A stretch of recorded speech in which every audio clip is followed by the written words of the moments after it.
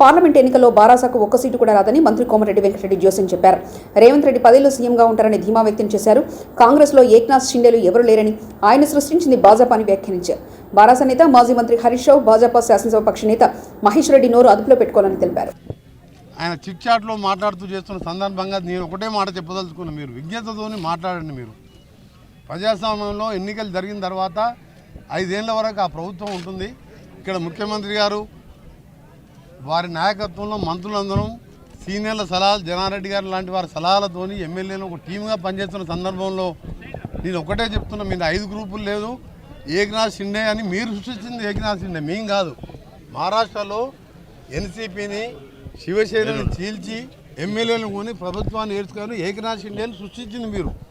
మా దగ్గర ముఖ్యమంత్రిగా రేవంత్ రెడ్డి గారు 5 ఏళ్ళు ఉంటారు, ఇంకా 5 ఏళ్ళు 10 ఏళ్ళు కూడా మేము కాంగ్రెస్ ప్రభుత్వం ఉంటుంది, మళ్ళీ కూడా రేవంత్ రెడ్డి గారే ఉంటారు. నేను ఒకటే చెప్తాను, ఎందుకంటే ప్రతిసారి నా పేరు కూడా వాడుతుంది మహేశ్వర్ రెడ్డి. మీ పార్టీలో అంతర్గత విషయాలు బండి సంజయ్, కిషన్ రెడ్డి, బండి సంజయ్ ఎందుకు దింపి ఎందుకు కిషన్ రెడ్డి కూర్చోబెట్టాను నీకు తెలుసా? మా పార్టీ అంతర్గత విషయాలు ఎప్పుడు కూడా మాట్లాడద్దు. ఒక జాతీయ పార్టీ, నువ్వు ఎల్పీ లీడరు, లెజిస్లేటివ్ పార్టీ లీడర్గా నిన్న ఆయన చిట్చాట్లో మాట్లాడుతుంది. ఈ నిమ్మటి 10 మంది నువ్వు బట్టి విక్రమార్క అంటే మా గౌరవం.